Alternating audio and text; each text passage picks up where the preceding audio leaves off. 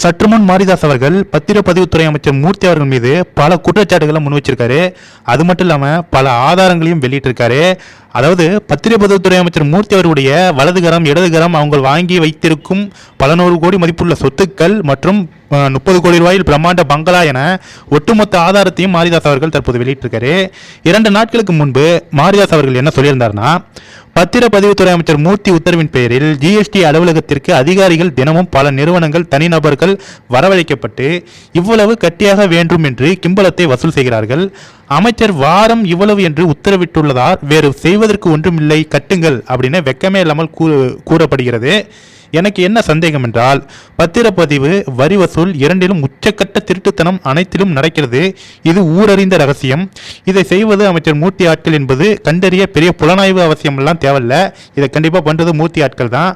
அப்படி இருக்க எப்படி இன்னும் அமைச்சர் மூர்த்தியை எந்த ரைடுமே வரவில்லை, அவரை நோக்கி எந்த ரைடுமே வரவில்லை அப்படின்ட்டு விரைவில் முழு ஆய்வுகள் வெளியிடப்படும் அப்படின்ட்டு சொல்லியிருக்காரு. அது மட்டும் இல்லாமல் நம்ம வேல்பாரி நாவல் எழுதிய வெங்கடேசனையும் கேள்வி கேட்டிருக்காரு. எப்பா வேல்பாரி, நீ தானே இந்த அமைச்சர்கிட்ட வாங்கி தின்னுட்டு சுத்துற, மதுரையில் உன்னையும் சேர்த்து அம்பலப்படுத்துகிறேன் அப்படின்னு வெங்கடேசன் எம்பியும் இழுத்து மாரிதாஸ் அவர்கள் தரமான ஒரு கேள்வி எழுப்பியிருக்காரு.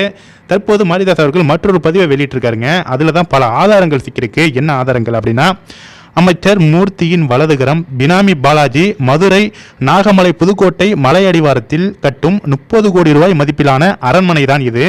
வலதுகரத்திற்கே 100 கோடி வரை சொத்து சேர்த்திருக்கிறது என்றால் அமைச்சர் மூர்த்தி எவ்வளவு அடித்து குவித்திருப்பார் என்பதை கொஞ்சமாவது ஃபினான்ஷியல் இன்டெலிஜென்ஸ் யூனிட், இடி, இன்கம் டேக்ஸ் எல்லாம் கொஞ்சம் யோசிக்கணும்.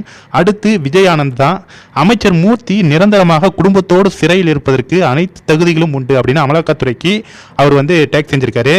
யோ வேல்பாரி, வாயத்தை இந்த கூட்டத்தில் தானே காசு தானே நீனும் தேர்தலில் சந்திச்ச, இந்த கூட்டத்தில் சம்பாதித்த காசுல தானே நீனும் தேர்தலில் சந்திச்ச அப்படின்ட்டு வெங்கடேசன் எம்பியையும், அதாவது கம்யூனிஸ்ட் வெங்கடேசன் எம்பியையும் கிழித்து தொங்க விட்டுருக்காரு மாரிதாஸ் அவர்கள். அது மட்டும் இல்லாமல் அந்த பங்களாவை பாருங்க ஏங்க, அதாவது அவன் 2 சென்ட் 4 சென்ட்லாம் வீடு கட்டிட்டு இருக்கான், லோன் வாங்கி வீடு கட்டிட்டு இருக்கான், கடன் வாங்கி வீடு கட்டிட்டு இருக்கான்.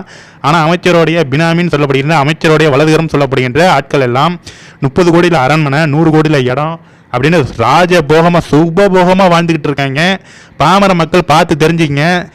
என்னுடைய தலைவன் வந்துட்டான், என்னுடைய ஜாதிகாரன் வந்துட்டான்னு ஓட்டு போட்டு ஏமாறாதீங்க. கண்டிப்பாக இதையெல்லாம் அமலாக்கத்துறை அவங்களுடைய கவனத்திற்கு செலுத்தி அமைச்சர் மூர்த்தி மீது நடவடிக்கை எடுக்க வேண்டும். கண்டிப்பாக இந்த வீடியோ பார்க்குறவங்க எல்லாருக்குமே புரிஞ்சிருக்கும். இந்த வீடியோ எல்லாருக்குமே ஷேர் பண்ணுங்கள் ஃப்ரெண்ட்ஸ்.